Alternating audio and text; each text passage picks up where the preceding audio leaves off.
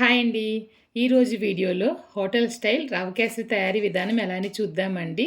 మనం ఇంట్లో చేసే కంటే హోటల్‌లో తిన్నప్పుడు చాలా సాఫ్ట్‌గా గొంతుకులో జారిపోతూ ఉంటుంది కదా! మరి దాని సీక్రెట్ ఏంటనేది వీడియోలోకి వెళ్లి చూసేద్దాం రండి. ఫ్రై పాన్ పెట్టిన తర్వాత నెయ్యి వేసి దీంట్లో జీడిపప్పు, బాదం ముక్కలు వేసి బాగా ఫ్రై చేసి ఒక ప్లేట్‌లోకి తీసేసాను. అదే పాన్‌లో ముప్పావు కప్పు ఉప్మా రవ్వ వేస్తున్నానండి. వేసి తక్కువ మంటలో ఒక 5 నిమిషాలన్నా బాగా ఫ్రై చేయాలి. బాగా వేగిన రవ్వల్లో 2:30 కప్పుల వేడి నీళ్ళైతే వేసి బాగా కలుపుతూ ఉండాలి. కలిపే మధ్యలో కొంచెంగా కేసరి కలర్ కూడా వేసి వాటర్ అంతా ఇంకిపోయే వరకు ఈ విధంగా బాగా కలిపి ఇప్పుడు దీంట్లో షుగర్ వేస్తున్నాను. షుగర్ వేసిన తర్వాత షుగర్ మెల్ట్ అయ్యే వరకు బాగా కలపాలనమాట. ఈ విధంగా అయిన తర్వాత ఇప్పుడు దీంట్లో యాలకుల పొడి వేస్తున్నాను. నెయ్యి వేస్తున్నాను. హోటల్‌లో సీక్రెట్‌గా వేసేది ఏంటంటే ఆయిల్ వేస్తారండి. దానివల్లే చాలా సేపటి వరకు చాలా సాఫ్ట్‌గా అయితే రవ్వ కేసరి ఉంటుంది. అది కూడా వేరుశనగ నూనె మాత్రమే వేయాలి.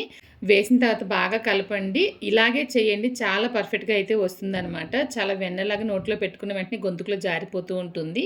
ఎంతసేపయినా పూసగా ఉంటుందండి. గట్టిగా అస్సలు అవ్వదు. ఇంక పైనయితే ముందుగా వేపి ఉంచిన డ్రై ఫ్రూట్స్ అయితే వేశానండి. అంతేనండి, ఎంతో టేస్టీగా హోటల్ స్టైల్ రవ కేసరి తయారైపోయింది. మరి మీరు కూడా ట్రై చేసేయండి. ఇటువంటి ఈజీ అయిన రెసిపీస్ కోసం మన ఛానెల్‌ని ఫాలో అయిపోండి మరి.